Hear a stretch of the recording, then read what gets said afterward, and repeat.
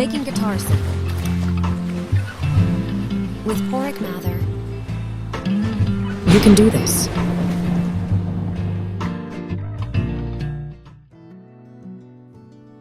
In this video, I want to help you with one of the big obstacles beginners find a few weeks or a couple of months into learning guitar.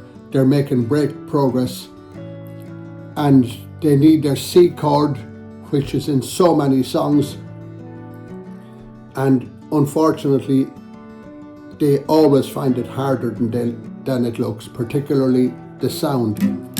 This tends to happen instead of this.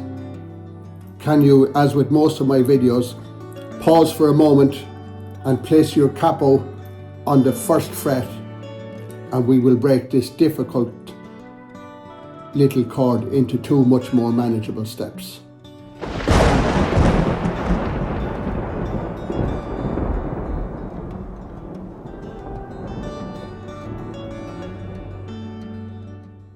One of the reasons beginners have difficulty with this is because they're told to put their fingers in the corners of the frets, which stretches it out. But if you look at me carefully here, yes, my first fingertip is in the corner of the fret, but my second finger is back a little bit and my third finger is in the middle. And this is very important that it's not in the corner, because it is preset room. If I ever want to change to this chord underneath, I have the room there for the little finger to go in. I also have room for the little finger to work underneath, and it makes it easier if I move into that position, middle also. But it shortens the finger span across. I'm not fully stretched out. Do you see the way? I'm really doing a 2.5 fret stretch here, but yet I'm covering 3 frets. And that's one key to making it easier. Second thing is, when you're learning guitar, the sound, when you go to pick the strings, the bottom of the fingers are catching the strings underneath. So we need to get the finger tips on as much as possible and yet keeping our thumb triangle underneath. You can reduce the gap here, but not that, but not too wide either. But you must have some gap here in order to be able to get the fingertips. So it feels as if if you have a strong clawed hand and even a bigger hand, you might have to make your hand feel bigger to get this chord. So that's a C chord.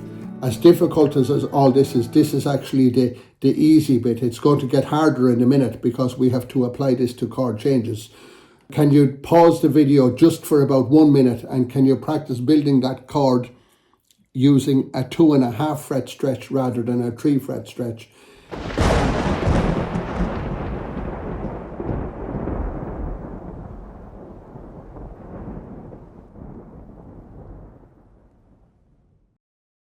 This ties in with one of the most important skills you will learn for playing a guitar. If you get C chord again for a minute, and if you watch the way I'm able to move the second and third fingers as a unit down one string and as a unit back up one string, this is not at all as easy as it looks.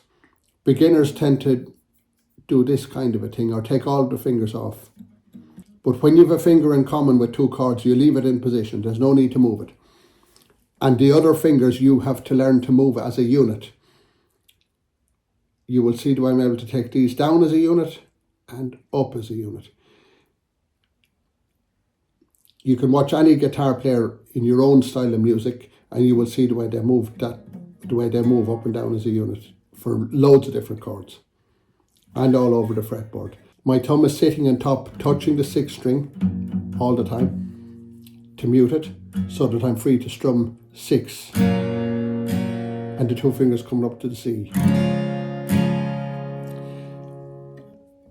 To really get value for your practice time here, you should work on the chord change.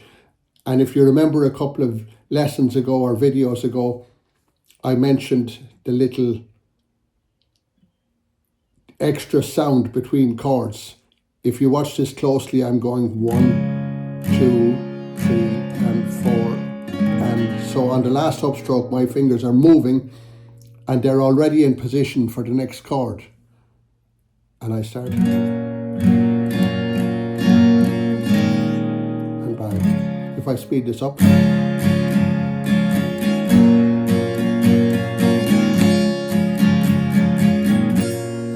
by having that extra sound in the middle, it gives your first strum of the next chord. It makes it sound very clean.